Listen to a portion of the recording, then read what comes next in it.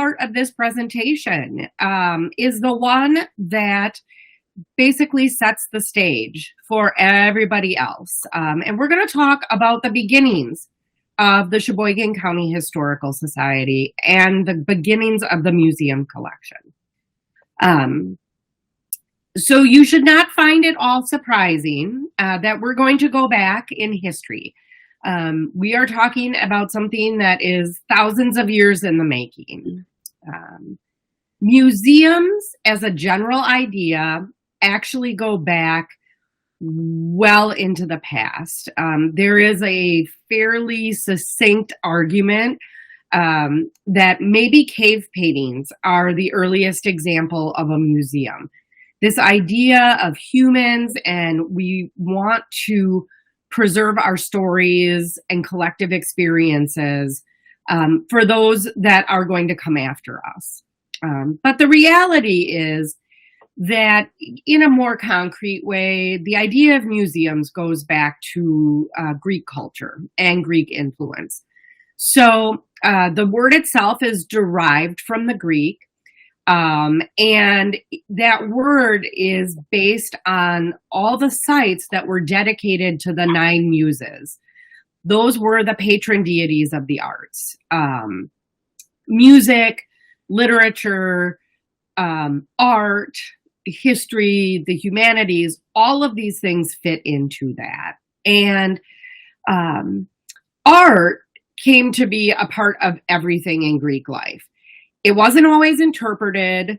It wasn't always organized. It just was everywhere. And you see that yet today in things like the Acropolis, and you see that in the ruins of Greece. And in fact, I have a friend who's been posting pictures because she was just on a trip there. And it is amazing because you can see where the idea of museums really starts. So that being said, this idea kind of stays somewhat stagnant, and it stays very focused in art up until basically the early parts of the 14, 15, 1600s. And what we see there is that collecting and collectors and this focus on art kind of stays, but it takes a while. And it is really with a couple of individual collectors and a couple of major institutions that we really start to see what we think of, what we would recognize today as a museum start. One of those individuals who had what is often referred to lovingly as a cabinet of curiosity was Sir Hans Sloane. And he had a collection of over 71,000 objects, which is saying something. When he died in the mid-1700s, that he left to the King of England books, natural history specimens, relics from across the globe. And what essentially he does is he leaves this to the king. The king combines it with the libraries of 3 other basically prominent individuals: Sir Robert Cotton, an earl, and the Old Royals Library. And they open what is essentially the British Museum in the Montague House in 1759. And you can see that pictured there on what should be you guys' right-hand side. And this sort of marks the beginning of very formal museums that are primarily of a national nature. Others that open in 1819, the Prado Museum opens in Spain with their royal collection. The Louvre opens in 1793 following the French Revolution, when the government basically nationalized the king's property. The Hermitage, which is founded by Catherine the Great in 1764, opens to the public in 1852. And all of these look very similar. There's books, there's natural history, and there is what are often referred to as relics. They're kind of these fascinating pieces of historical objects.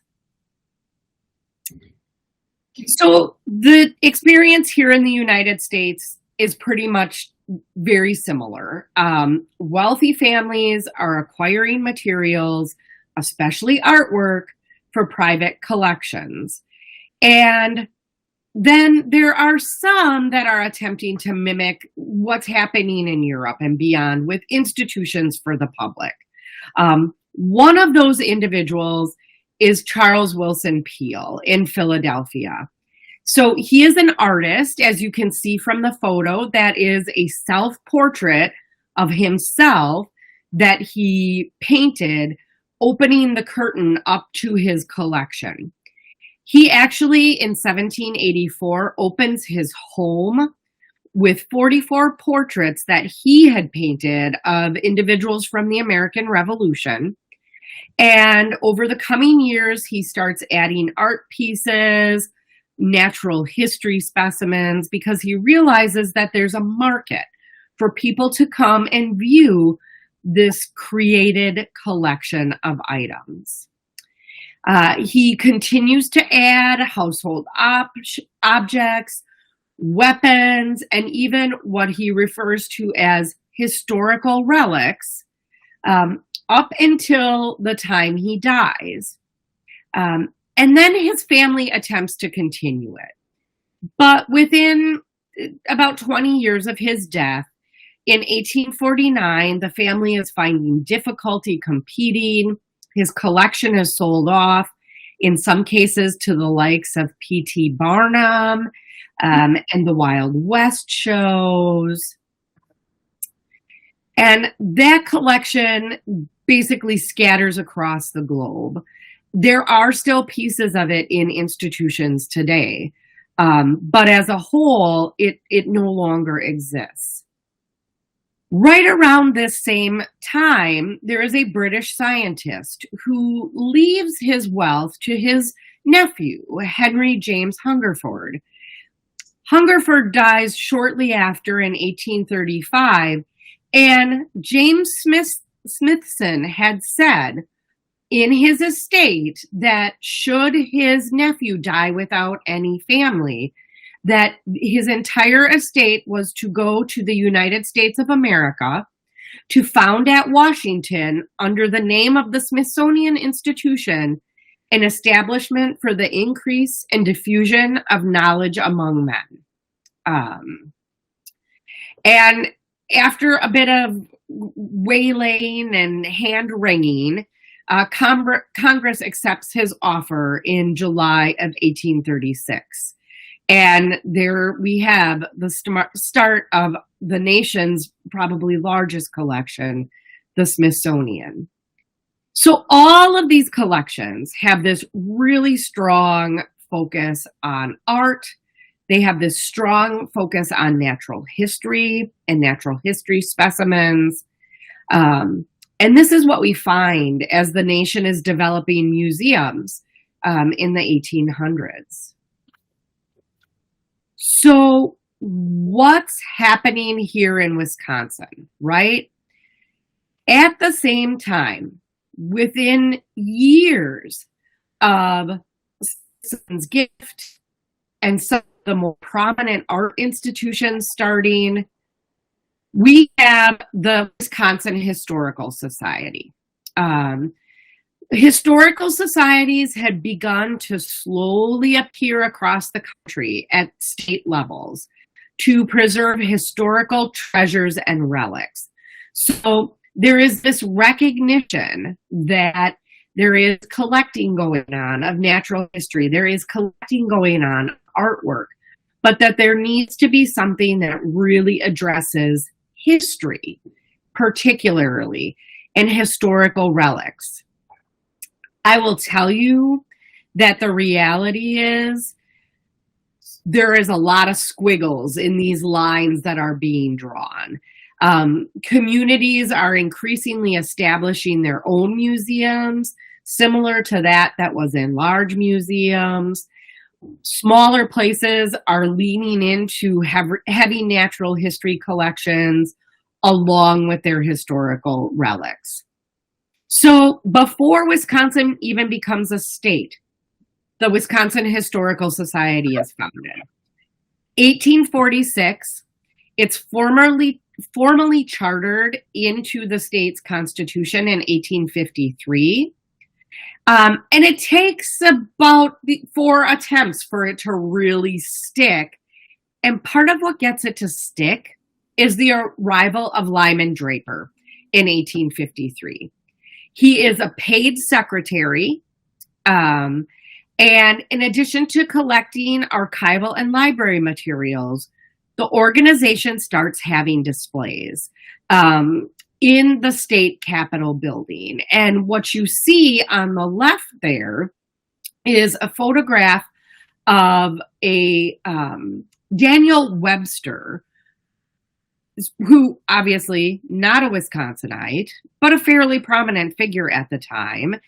It is his wagon carriage that the Wisconsin, what today we know as the Wisconsin Historical Society, but the State Historical Society manages to procure. It is one of the earliest institutions here in the state that is collecting, okay? Shortly thereafter, there is the Milwaukee Public Museum, which actually begins with a collection gathered by the principal of the German English Academy in Milwaukee. Peter Engelman, he's going out, he is encouraging people to bring back, especially natural history specimens, and occasionally they're getting other items, and pretty fast, the collection outgrows their ability to handle it. And a Milwaukee alderman who happens to also be associated with this natural history society that starts in conjunction makes arrangements for Milwaukee to accept the collection. And the Milwaukee Public Museum opens in 1884. And I think you guys will find it interesting, especially as we start talking about what happens in Sheboygan, that from 1898 until 1963, the Milwaukee Public Museum shares space with the public library. This is a refrain that we're going to hear time and time again. So this idea of having affiliations and getting advice from these organizations that are actually already started really starts to get a hold as the 50th anniversary of the founding of the state of Wisconsin is approaching. So 1897, the Historical Society is out there, and they are really encouraging the development of what at that point they call auxiliary societies to start at the county level. Newspapers are running clippings with circulars and letters being sent to citizens and teachers and county clerks. Then there's this encouragement to gather up the history of counties up until that point and submit them to the State Historical Society. Likewise, they're also really encouraging this focus on Civil War stories and pioneer settlers. And it seems like, honestly, this Centennial celebration doesn't get a rush of historical societies, but it starts the process. So Green Bay starts a historical society affiliated in 1899. And by 1906, Sauk County is joining, Manitowoc County is joining, Ripon is joining as well. And so there's this slow process. So in the meantime, what's happening in Sheboygan, right? Well, our own backyard does have some efforts. So In 1921, there is an effort that is again undertaken, and a lot of it is documented in the Sheboygan Pioneer, which is essentially a once monthly supplement that runs. So it's published by Alfred Marshner, and has a lot of these same kind of themes that we've heard already, right? We want to preserve history. We want to record it before it's gone. We need to document things like our pioneers. We need to document the Civil War, all of those things. So part of what they're looking to do, you can see, is replace the old Settlers Club. This is an older organization that by now had really languished. And it's really an interesting thing, because as we're looking at documenting this and documenting the Sheboygan Pioneer, it's a tough search, because when you search Sheboygan Pioneer in the 1920s, it's a lot of obituaries for pioneers, pioneer families, those kinds of things. They want to create a club-like atmosphere. And it is truly a club-like atmosphere. I know it might be a little bit difficult to read, so let me just highlight a couple of the things. They want a club complete in all its equipments and in all its appointments and modern equipment, to serve as a community center for all the members from all parts of Sheboygan County. They can drop in casually or by appointment. There'll be refreshments. There'll be a kitchen. There'll be a bath and entertainment facility. It's open year round for social and business appointments. And that it will be a place where members will feel free to spend an hour or a day. Best part of this, towards the very end, he mentions that they would also want to collect and maintain a historical archives of Sheboygan County pioneerdom. So it is truly, in a lot of ways, initially looking to be a club, a gathering organization. Well, it doesn't take long for Marshner to have some suggestions made to him. And by August of 1922, so we're within 6 months, he indicates in his monthly Pioneer article that perhaps there should be a change to the organization, that maybe it needs to be more inclusive of those interested in history, and that there is this promise of help from the State Historical Society that would assist. And he generally sees the organizations as having a similar purpose. And you can see the advertisements that are running in his publications.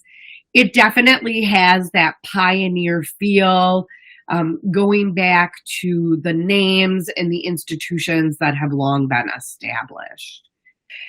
And by November, Marshner is presenting a dual organization. He's found many that are interested but feel they won't be eligible as they were not pioneers or descendants of pioneers. And so essentially, there will be a historical society that would have an auxiliary with a separate membership that would be limited to just pioneer descendants exclusively. And people could be members in both. So with that, the hard work of establishing the Sheboygan County Historical Society really gets underway. And it flies through it kind of flies through, and it takes about 6 months for everything to happen. Articles are drawn up. Mr. Buchan, who many of you will recognize the name because he wrote kind of the best history we have, is writing up these articles of incorporation. And by May, they've been approved by the state of Wisconsin. The first annual meeting is held on June 7th, and officers are elected on June 11th of 1923. And so I know a few of you have heard me say, it's kind of tough to pick a birthday for the a hard and fast date for the birthday of the Historical Society. Do you go with the articles were submitted? Do you go with they were approved? Do you go with the first annual meeting? Do you go with the first organizational meeting? So that's kind of where that comes from. They also real quickly run this advertisement that you can see that is not only encouraging people to join, but also encouraging people to make donations, right? And these are some of the things that they get really early on. The second annual report and collection of the State Historical Society for 1855. A history of northern Wisconsin to 1881, inclusive. A copy of Edwards' 1868 to 1869 City of Sheboygan Directory, which is actually something that, utilizing that copy, eventually was able to be reprinted. We have a copy of it in our reference library in the back, and I can't tell you how often I actually look at it. And one of my favorites that gets mentioned is a early copy of the Sheboygan Mercury, which was one of the first newspapers. Doesn't say what date it was or anything like that. And it's just one issue of it with, quote, some tooth marks of a rodent, perhaps looking for some good historical data. I don't know. Maybe they were just looking for some good reading material or a home. So meanwhile, while this is happening, and I kind of jokingly say, meanwhile, across the street, because literally there are things happening in a number of places that are almost literally across the street from each other. So these efforts are supported. There are people that are joining the organization. There are a handful of items coming in, but there are other collections and there are other museum displays during this time. In June of 1922, there is a note in the Sheboygan Pioneer that mentions a museum display that is happening in, sorry, I have to hop back. A museum display that's happening in the high school under the direction of Principal Urban. We know that at the same time, there are items that are in the public library. The Jaron brothers had donated their collection to, it's kind of a complicated situation, but in 1910, they've placed their collection in the public library at time, awaiting an appropriate gallery or museum facility. The official transfer to the city happens in 1917 for that particular collection. And if you walk out to our Native American gallery, that is, the Jaron collection is probably about half to 2/3 of our Native American collection, things that were collected by them. They also offer space to the Historical Society in the south side on the second floor when they begin collecting as somewhere to keep some items, because they've got items there already. And so you can see this is kind of that south facing portion of the building. There is also, in 1929, a display at Jefferson School, which has Lowe as his principal. And so he has a number of his items on display, along with several other items, including materials from Colonel Bourne's collection, a pewter plate, old books, and just a couple items that are mentioned as always being on also being on display. A piece of wood chewed by two beavers.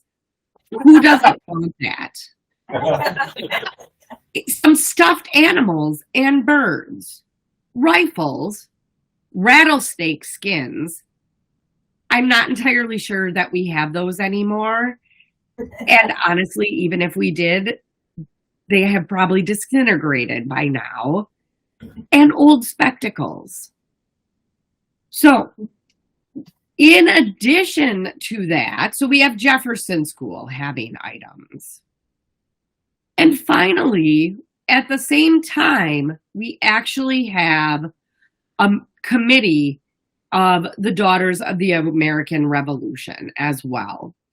They have a collection that they are hoping to have put on display as well. And they are able to eventually find space in Lincoln School in 1932. I will tell you, many of the items are actually transferred there from the library. The library is looking to get out of the museum business at that point. They need the space. So the Jaron collection goes there. The bird collection ends up going there. And then some of the materials that are mentioned as being on display previously also end up there. We know that Colonel Bourne's collection ends up in the display at Lincoln School starting in 1932. So it's kind of an exciting time. But a change is afoot. So there is a new courthouse being built, right? Right around this same time, 1933, the courthouse isn't sufficient for Sheboygan County, and they managed to, in part with a lot of advocacy from several different individuals in the community, including E.A. Hickey, who is the clerk of courts, secure space in the new courthouse that is being built. And in 1934, when that courthouse is built, the Historical Society has a space. And this is the point at which essentially all these things that have been held together across the city and by various organizations are slowly brought together under one organization. And we see that in the records. The Daughters of the American Revolution collection comes to the Historical Society, and we actually have the handwritten register that was written there. We know that the birds come to the Historical Society. The Jaron collection comes to the Historical Society. And this is what makes up a lot of our early collection. And as fits with the example that has been set, right, that we talked about really early on, there's a lot of natural history items in the collection. There's a lot of historical relics, which are interesting items of history. They're not necessarily local. There's personal collections. There's historical items related to other cultures. And so some of those items that you see in the exhibit, in those first kind of things, really fit into this. That piece of wood is from Commodore Perry's flagship Niagara. And not only do we end up with one piece, we end up with about 4 pieces that are supposedly from that flagship. And from 2 different donors, which is just fascinating. a chair that is brought, that chair that is in the display. It's interesting. It's brought from Ohio to Sheboygan County, but there is a very specific and special note in there about the fact that it is related to somebody. The person who donates it is related to somebody that is part of the Spirit of 1776 photo. And yet there are local items that are donated. So the violin that is in that section is in part composed of wood that was from that courthouse that was torn down. Colonel Bourne's collection, so that soldier's handbook, is from his collection of items. Obviously, the large trophy that is in the center for Mexican border duty, that is something that is local. So it's really this interesting collection of materials that sometimes makes sense that it is local, sometimes makes no sense for why it came, other than it was a historical relic. And it fits with items that were of historic interest at that time. So, the 1920s, 1930s, Egyptology, really exciting, really a big part of historical work at that time. They've just found King Tut's tomb. So all of these things kind of play a role in what our early collection looks like. And then there is the David Taylor factor. We couldn't go through this part of the presentation without talking about him. And let me say that it is really interesting looking at the early history of the Historical Society, right? So the Historical Society has started. We're in the early 1930s. Courthouse hasn't been built. There isn't really a home for a big exhibit. So the Historical Society is still doing other work and other history projects. One of those big projects is actually having a portion of the property that by this point is owned by the county designated as a historic park. And this is a huge undertaking by the Historic Society. The efforts begin in 1931. It's written out in the minutes, and a lot of this is spearheaded by Charles Broughton. They held their annual meeting in 1931 at the property as part of this effort.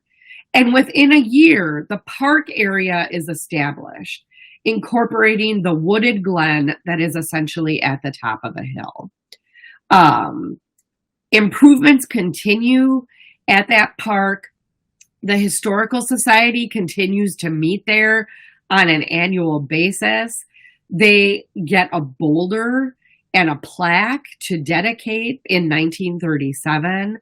And this is all part of the efforts of the Historical Society. They're collecting, but they're also looking to recognize and mark historical sites throughout the county during the same period of time.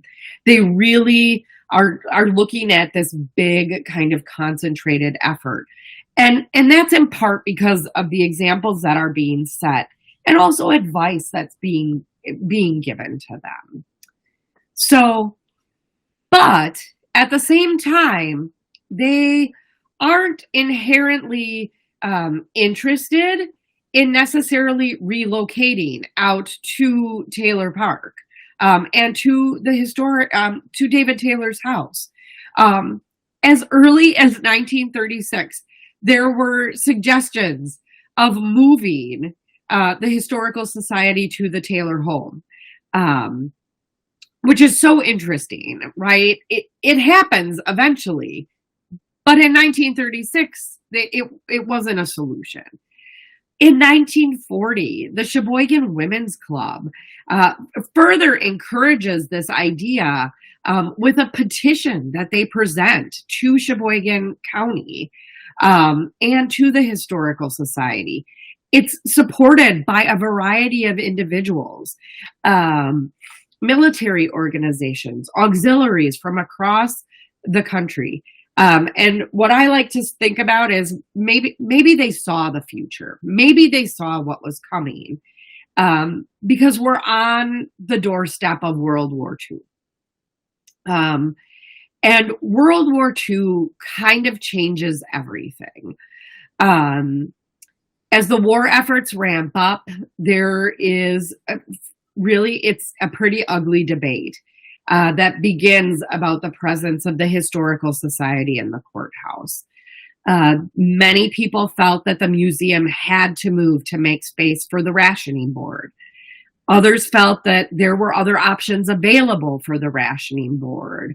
And it becomes a pretty hotly contested thing. And it leads ultimately to an agreement that the Historical Society can stay in the courthouse in a small section, but by and large, everything is packed up into storage to accommodate the rationing board. So it's a good compromise during World War II. It kind of meets the goals of both organizations. There's a lot of concern about having to move all the objects. And it is probably that happening. It is World War II. It is what happens. It is that debate that ultimately leads to the Historical Society moving out to the farm, as it were. And in 1948, the Historical Society is given a 99-year lease for the Taylor home for the purposes of operating a museum. It takes 6 years to complete the preparations. There are renovations that have to be done. There are changes that need to be made. There is space that needs to occur. And there is an entire artifact collection that has to get moved. And from what I have found, it is 6 semi-trucks worth of goods that have to move from the downtown courthouse out to the Taylor house. Now remember, those aren't 2023 semis. They're 1950 semis, but still 6 semi-trucks. And as you can see in the photo, the volunteers are called in. The State Historical Society steps in to help with documenting the variety of items that have been collected because things have continued to come in. They are tasked with helping to repair some items, identify items, which in some cases at this point have little more than a paper tag that maybe is stuffed into a coat pocket or is clipped to clipped to something. Excuse me. And I know this in part because I still find those paper tags in things to this day.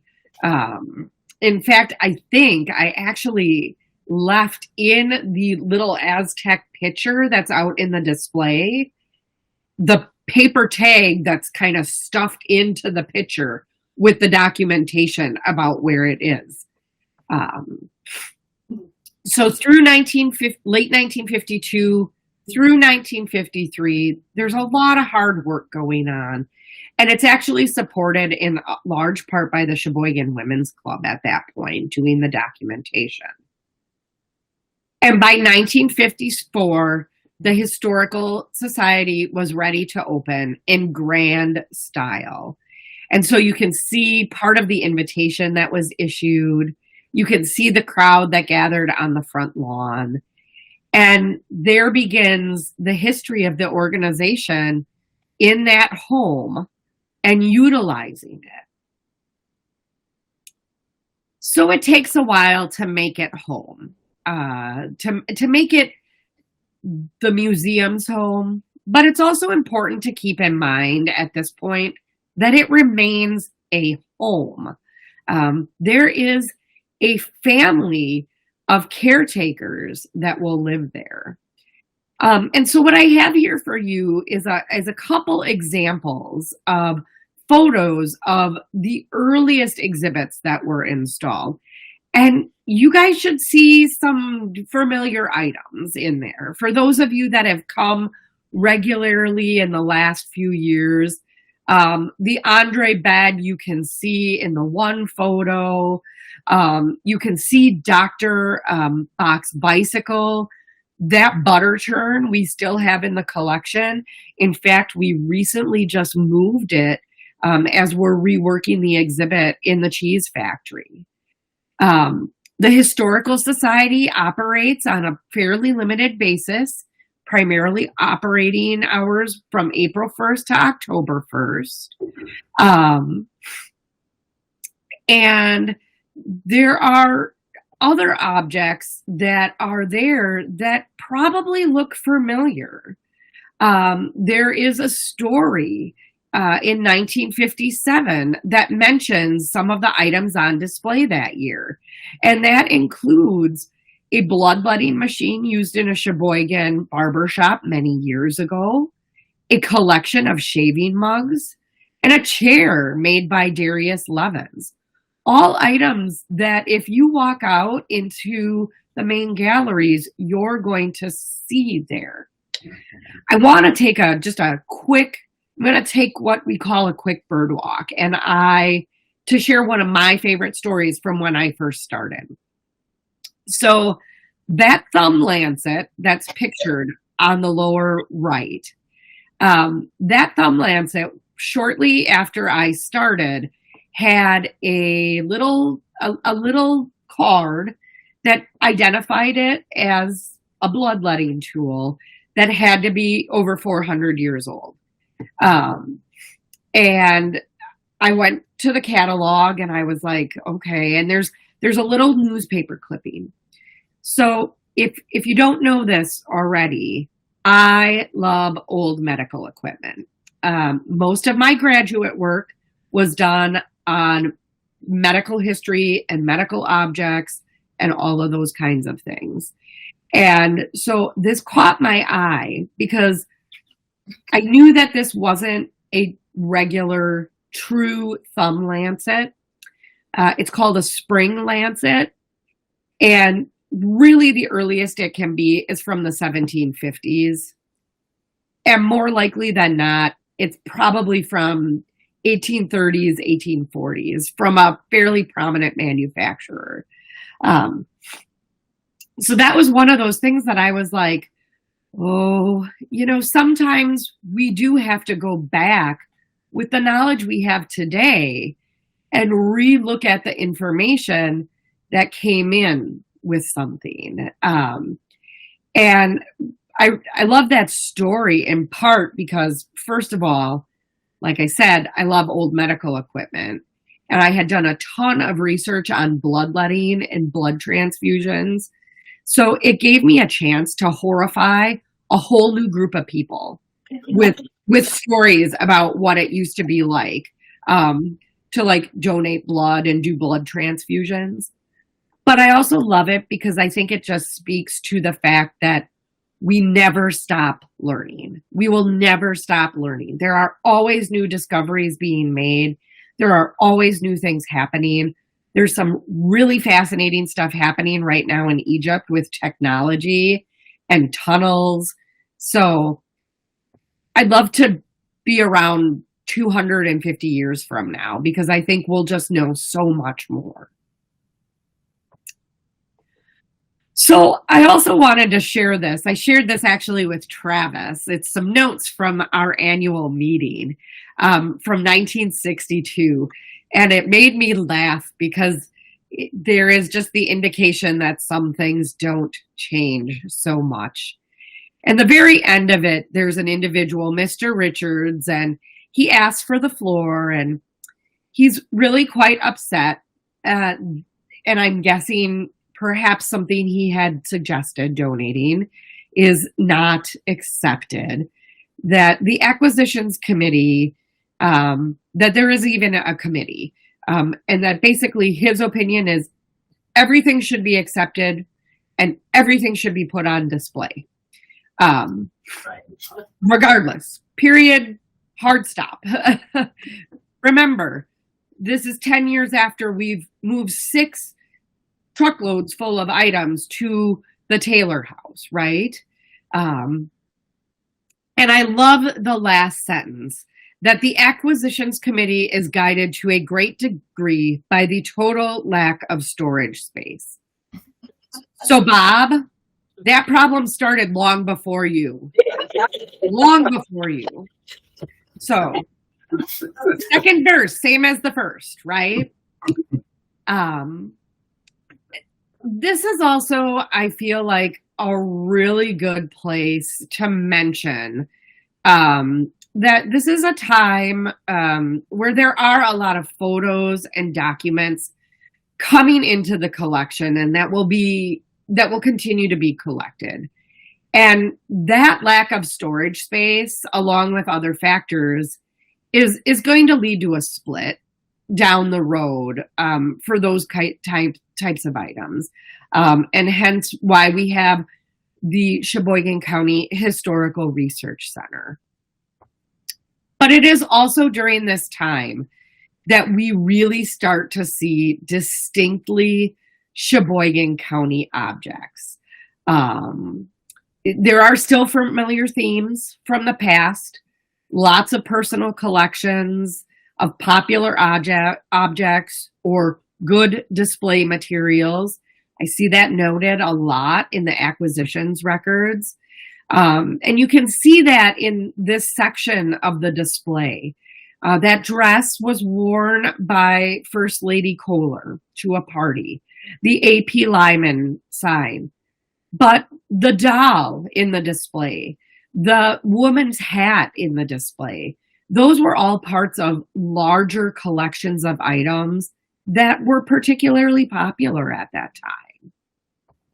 But it's really cool because we also start to see more and more objects that are no longer just old or pioneer. Something that up until the late 50s, the 60s, it isn't as common. They weren't necessarily common items or everyday items. Lots of wedding clothes, lots of dress clothes, lots of fancy, but there is a change that we're starting to see to really collect and preserve that history for future generations.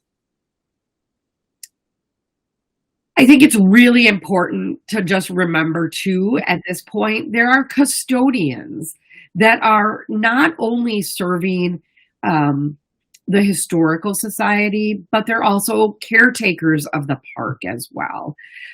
William and Annette Erickson served from 1952 to 1961. And from 1961 to 1973, Ted and Frida Mosh serve as well. And they work with a variety of people as curators each year to maybe change an exhibit or add a temporary exhibit. They're also serving as the primary contact for artifacts donated to the museum. There's still a committee, there's still a museum committee working, but these are in a lot of ways the face of the museum for those years. It absolutely cracks me up to also see that as the Moshes decide to retire, that one of the things that they find most difficult to deal with, and they're retiring in 1973, is the fact that there are hippies hanging out in Taylor Park. It's not necessary. They're having it difficult to find somebody to be a living custodian. By and large, by this point, the house is dedicated to the museum. They're living in a small portion of the back of it. And yes, they're getting paid. Yes, they have living facilities. But what gets talked about time and time again is the hippies that need to be, they need to have somebody there to protect the museum, in part from this situation. So the county does hire a caretaker, Edgar Aschenbach, briefly, in 1973. But in 1974, we also see another big development, and that is the arrival of George Lull. For those of you who have, had interaction with the Historical Society, he may be a familiar name.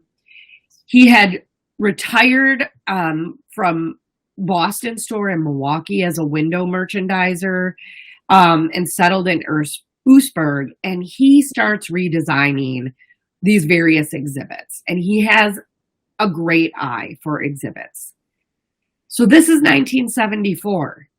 There's another thing on the horizon, right? The next thing on the horizon is the bicentennial. And across the country, there is excitement happening for historical societies, for museums, for historic structures. The excitement is palpable. It is skyrocketing. And there are all these efforts, not only locally, but at national levels, to help support history. And so George comes and does a very special parlor exhibit celebrating an 1890s wedding. You can kind of see on the screen there a shot from the newspaper along with partial photos of it that were taken, that we have copies of.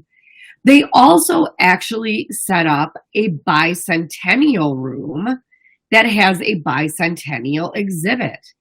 And two of the first items mentioned are this rush bottom chair, which, remember, I was saying the Pfeiffer in the spirit of 1776 photo, and that Darius Levin's chair shows back up again.